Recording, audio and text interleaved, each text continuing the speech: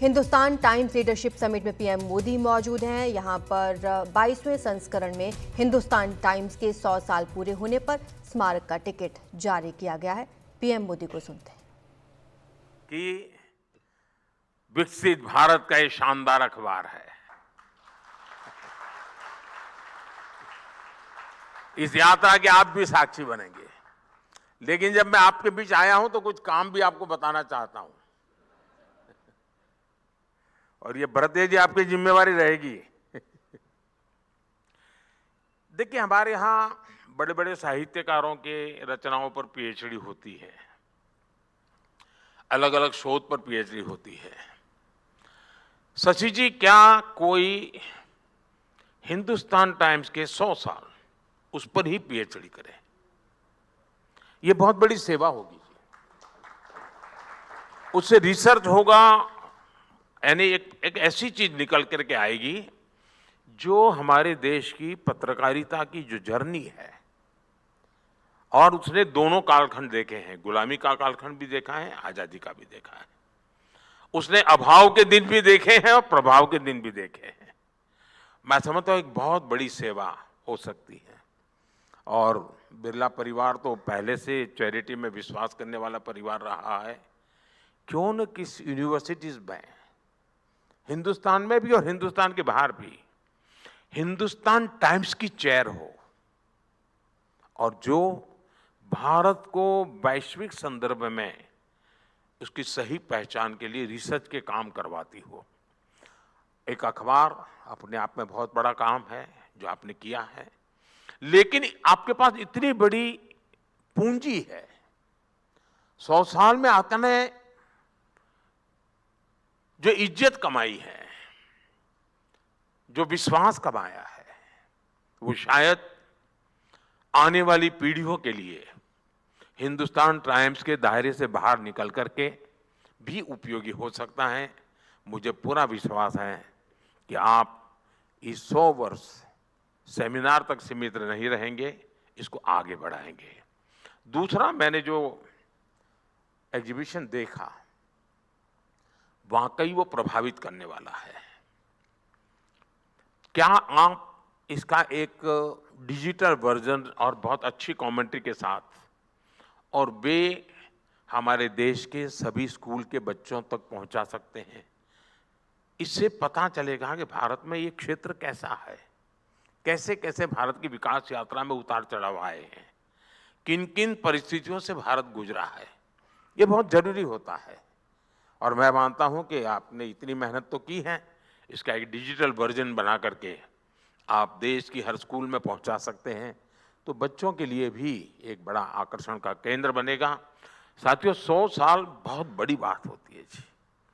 मैं इन दिनों थोड़े अलग कामों में जरा ज्यादा व्यस्त हूं, लेकिन एक ऐसा अवसर था कि मैं छोड़ना नहीं चाहता था, मैं खुद आना चाहता था, क्योंकि 100 साल की यात्रा अपने आप में एक बहुत बड़ी उपलब्धि होती है। और इसलिए मैं आपको, आपके पूरे साथियों को, सबको हृदय से बहुत बहुत बधाई देता हूं। धन्यवाद जी।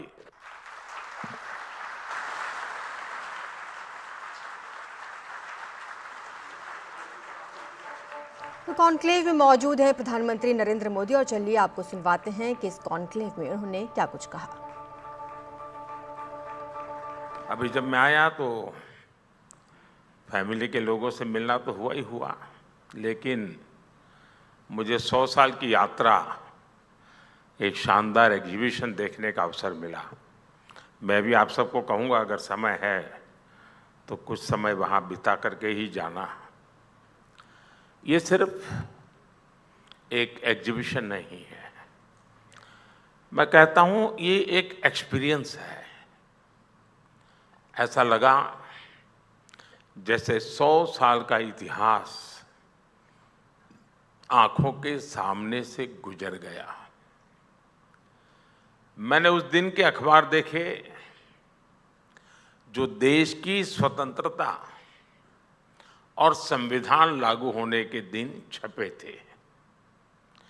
एक से बढ़कर एक दिग्गज महानुभाव हिंदुस्तान टाइम्स के लिए लिखा करते थे।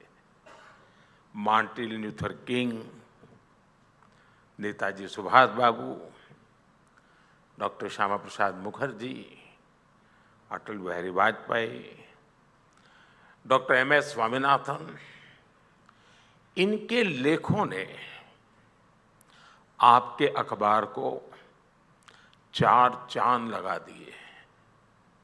वाकई हम बहुत लंबी यात्रा करके यहां तक पहुंचे हैं।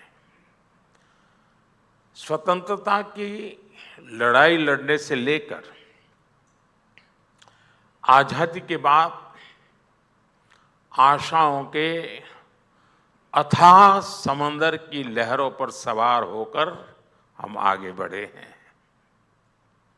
ये यात्रा अपने आप में अभूतपूर्व है, अद्भुत है। मैंने आपके अखबार की खबर में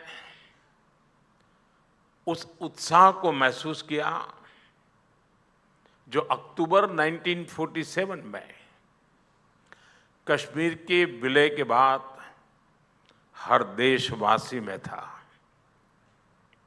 हालांकि उस पल मुझे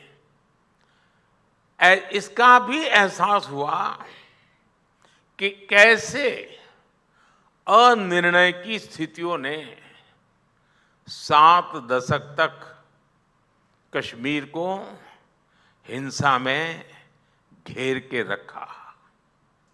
आज आपके अखबार में जम्मू कश्मीर में हुई रिकॉर्ड वोटिंग जैसी खबरें छपती है।